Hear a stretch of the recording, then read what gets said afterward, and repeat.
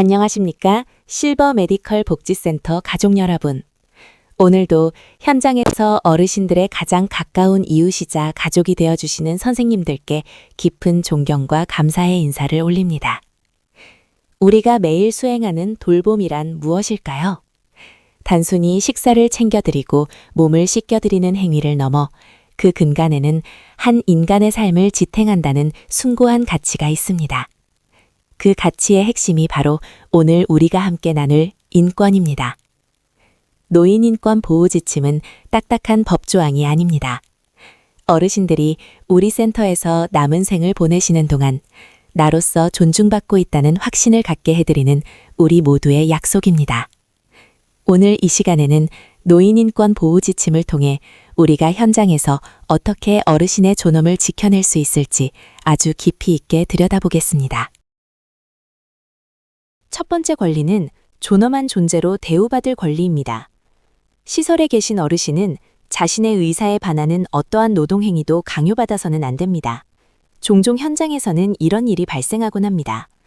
어르신, 심심하시니까 다른 분들 수건 개는 것 좀 도와주세요. 라고 말씀하시는 경우죠. 어르신이 진심으로 즐거워하며 소일거리로 하신다면 괜찮지만 센터의 일손을 돕기 위해 의무적으로 수행하게 된다면 이는 명백한 노동 강요가 될 수 있습니다. 또한 나이나 질환의 정도, 성별을 이유로 어르신을 차별하거나 방해, 강압해서는 안 됩니다. 특히 어르신이 인지 능력이 저하되었다고 해서 함부로 반말을 하거나 어린아이 대하듯 하는 행동은 존엄성을 해치는 일입니다. 만약 동료나 타인에 의해 어르신의 권리가 침해되는 상황을 목격하신다면 이를 방관하지 않고 센터에 보고하여 회복 조치를 취하는 것 또한 우리 전문가들의 중요한 의무임을 잊지 마시기 바랍니다. 두 번째는 질 높은 서비스를 받을 권리입니다. 돌봄은 모든 사람에게 똑같은 옷을 입히는 기성복이 되어서는 안 됩니다. 어르신 한 분 한 분의 체형과 취향에 맞는 맞춤복 같은 서비스여야 합니다. 이를 위해 우리 센터는 정기적인 상담과 평가를 통해 어르신 개개인의 욕구와 건강 상태를 반영한 개별화된 급여 계획을 수립합니다. 예를 들어 생선을 싫어하시는 어르신께 건강에 좋다는 이유만으로 계속 생선 반찬을 강요하는 것이 아니라 다른 단백질원을 찾아드리는 세심함이 필요합니다.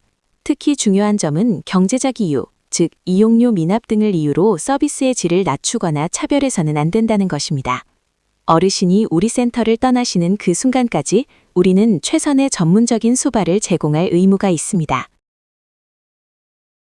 세 번째는 가정과 같은 환경에서 생활할 권리입니다. 시설은 어르신들에게 더 이상 임시거처가 아니라 삶의 터전입니다. 병원의 무미건조한 병실이 아니라 내 집처럼 편안함을 느끼실 수 있도록 환경을 조성해야 합니다. 안전과 위생은 기본 중의 기본입니다. 목욕과 침구 세탁을 철저히 하여 쾌적함을 유지하는 것은 물론이고 공간이 허용하는 한 어르신이 집에서 사용하던 소지품이나 가족 사진을 가까이 두어 심리적 안정감을 찾으실 수 있도록 도와드려야 합니다. 조명 하나, 온도 1도의 차이가 어르신들에게는 삶의 질을 결정짓는 큰 요소가 됩니다. 어르신의 방에 들어갈 때 실례하겠습니다 라고 노크를 하는 작은 배려가 이곳이 어르신의 사적인 공간임을 인정해드리는 가장 큰 존중의 표현임을 잊지 마십시오. 다섯 번째 지침은 돌봄 현장에서 가장 갈등이 많은 신체적 구속을 받지 않을 권리입니다. 선생님들, 현장에서 어르신이 자꾸 콧줄을 뽑으시거나 침대에서 떨어지려 하실 때 관리가 너무나 힘드신 점 충분히 이해합니다.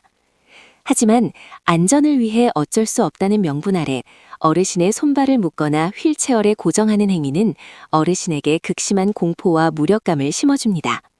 이는 신체 기능을 급격히 저하시키는 원인이 되기도 합니다. 신체 구속은 오직 생명이 위급한 긴급 상황에서 대안이 전혀 없을 때만 극히 제한적으로 이루어져야 합니다.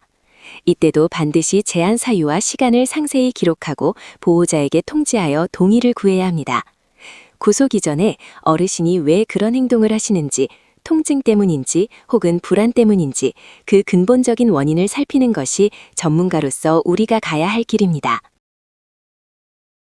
여섯 번째는 사생활 및 비밀 보장에 대한 권리입니다. 돌봄은 어르신의 가장 취약하고 개인적인 부분을 공유하는 과정입니다. 어르신의 과거 병력, 가족 간의 갈등, 경제적 형편 등 우리가 업무 중 알게 된 모든 정보는 철저히 비밀로 유지되어야 합니다. 동료들끼리 휴게실에서 어르신의 사생활을 이야기 소재로 삼는 것은 명백한 인권 침해입니다.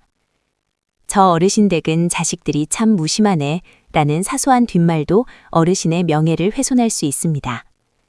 또한 기저귀를 교체하거나 목욕을 할 때 다른 사람이 보지 않도록 가림막을 철저히 사용하는 것은 어르신의 수치심을 막아들이는 최소한의 도리입니다. 인지 능력이 없는 어르신이라도 부끄러움은 느낍니다. 어르신을 한 인격체로 대하는 비밀 유지는 신뢰의 시작입니다. 7번째는 통신과 신념의 자유입니다. 시설에 계신다고 해서 세상과 단절되어서는 안 됩니다. 어르신이 자녀와 통화하고 싶어 하실 때 기꺼이 도와드리고 어르신 앞으로 온 우편물을 직원이 허락 없이 열어보는 일은 절대 없어야 합니다. 소통의 자유는 인간으로서 사회적 존재감을 느끼게 해주는 생명줄과 같습니다. 종교와 정치적 신념 또한 존중받아야 합니다. 특정 종교 활동을 강요하거나 어르신의 신념을 비하하는 발언은 금물입니다.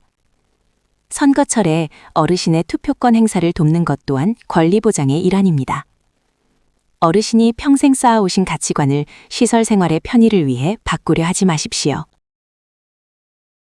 8번째는 소유 재산의 자율적 관리에 대한 관리입니다.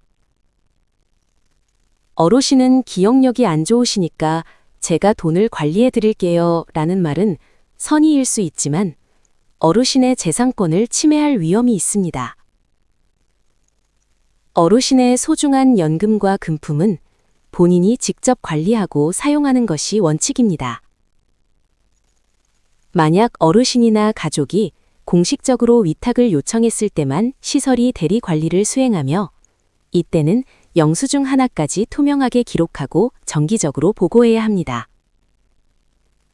자신의 돈을 스스로 쓸 수 있을 때 어르신은 삶의 주체성을 느낍니다. 아주 작은 금액이라도 어르신의 허락 없이 사용하는 것은 획대라는 사실을 명심해 주십시오. 9번째는 불평의 표현과 해결을 요구할 권리입니다.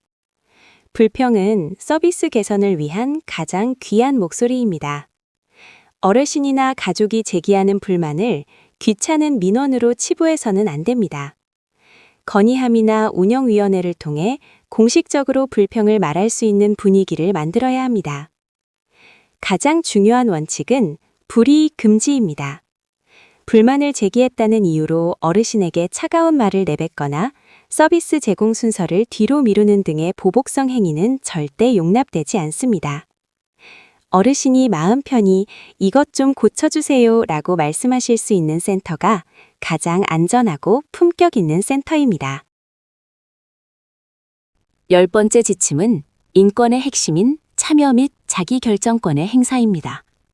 어르신들은 시설의 수동적인 수혜자가 아니라 자신의 삶을 결정하는 주인공입니다. 어르신, 오늘은 이 옷 입으세요 라고 결정해주기보다 어르신, 오늘 빨간색과 파란색 중에 어떤 옷이 더 마음에 드세요? 라고 여쭤봐 주십시오. 사소한 선택의 기회가 어르신의 뇌세포를 깨우고 살아있음을 느끼게 합니다. 외출과 외박, 면회의 기회를 최대한 보장하고 시설 내부의 다양한 프로그램에 참여할지 말지를 스스로 정하게 하십시오. 어르신이 자신의 건강 상태나 센터 운영에 대한 정보를 충분히 알고 결정할 수 있도록 정보를 성실히 제공하는 것 또한 우리의 임무입니다. 이제 돌봄의 어두운 이면인 노인학대에 대해 깊이 있게 학습하겠습니다. 노인학대란 노인에 대하여 신체적, 정신적, 정서적, 성적 폭력 및 경제적 착취 또는 가혹행위를 하거나 유기 또는 방임을 하는 것을 말합니다. 여기서 우리가 꼭 짚고 넘어가야 할 점은 학대는 때리는 것만이 아니라는 사실입니다. 나는 때리지 않았으니 학대를 하지 않았다는 생각은 위험합니다. 어르신의 마음을 다치게 하거나 마땅히 해야 할 돌봄을 하지 않는 것도 무서운 학대입니다. 학대의 판단 기준은 가해자의 의도가 아니라 피해자인 어르신이 느낀 고통과 신체적, 정신적 손상의 유무에 있습니다. 학대 유형을 더 상세히 살펴봅시다. 신체적 학대는 직접적인 폭력뿐 아니라 약물을 오남용하거나 강제로 식사를 먹이는 행위도 포함됩니다. 어르신의 몸에 설명하기 힘든 상처가 있다면 즉시 의심해 봐야 합니다. 정서적 학대는 현장에서 가장 흔히 일어납니다. 욕설이나 반말은 물론 어르신이 말을 걸어도 못 들은 척 무시하거나 아이고 또 그러시네 하며 면박을 주는 것도 심각한 정서적 학대입니다. 성적 학대는 신체 부위 노출뿐 아니라 성적인 농담이나 수치심을 주는 행동을 모두 포함합니다. 어르신을 성적 존재가 아닌 인격체로 대하는 태도가 절실합니다. 경제적 학대는 어르신의 연금이나 예금을 허락 없이 사용하거나 갈취하는 것입니다. 방임은 돌봄의 직무유기입니다. 배가 고프다고 하시는데 식사를 제때 드리지 않거나 기저귀가 젖어 발진이 생기는데도 방치하는 것, 필요한 의료적 처치를 미루는 것이 모두 방임입니다. 스스로를 돌보지 않는 자기 방임 또한 우리가 개입해야 할 중요한 영역입니다. 마지막으로 유기는 어르신을 버리는 행위입니다. 시설 입소 후 가족이 의도적으로 연락을 끊고 면회를 오지 않는 사례가 이에 해당하며 이는 법적 처벌의 대상이 됩니다. 학대는 예방이 최선입니다. 어떻게 예방할 수 있을까요? 첫째, 오늘과 같은 정기 교육에 성실히 참여하여 인권 감수성을 높여야 합니다. 둘째, 어르신을 관찰하십시오. 평소와 다른 표정, 위축된 자세, 식사량의 급격한 변화는 학대의 신호일 수 있습니다. 셋째, 우리의 언어 습관을 점검합시다. 반말은 친근함의 표시가 아니라 권력의 불균형을 나타냅니다. 존댓말은 어르신과 나 사이에 인권의 선을 긋는 가장 아름다운 도구입니다. 동료 요양보호사가 스트레스로 인해 어르신에게 거칠게 대할 때 서로 다독이며 쉼을 권하는 동료애 또한 학대를 막는 강력한 방패가 됩니다. 만약 학대 상황을 발견했거나 의심된다면 어떻게 해야 할까요? 망설이지 말고 즉시 신고하십시오. 우리 요양보호사와 전 직원은 법이 정한 노인학대 신고 의무자입니다. 신고는 선택이 아니라 법적 의무입니다. 학대 사실을 알고도 신고하지 않으면 500만 원 이하의 과태료가 부과됩니다. 신고처는 노인보호 전문기관인 1577-1389 또는 보건복지상담센터 129 그리고 112 경찰입니다. 신고자의 신분은 법으로 철저히 보장되며 신고로 인해 어떠한 불이익도 받지 않습니다. 여러분의 용기 있는 신고 한 통이 어르신의 소중한 남은 생을 보하는 유일한 희망이 될 수 있습니다. 실버 메디컬 복지센터 가족 여러분, 긴 시간 함께해 주셔서 감사합니다. 인권보호는 거창한 이론이나 법 조항에 있지 않습니다. 어르신의 메마른 입술에 물 한 모금 적셔드리는 정성. 식사를 거부하실 때 그 마음을 헤아려 드리는 인내. 어르신, 오늘도 고생 많으셨습니다. 라고 건네는 따뜻한 인사 한마디 속에 인권이 숨쉬고 있습니다. 여러분이 매일 어르신들께 보여주시는 그 세심한 눈길과 부드러운 손길이 바로 어르신들의 인권을 지탱하는 든든한 기둥입니다. 어르신들의 삶의 마지막 조각을 행복으로 채워드리는 인권 지킴이로서 자부심을 가지고 현장에서 이 지침들을 실천해 주시기를 간곡히 부탁드립니다.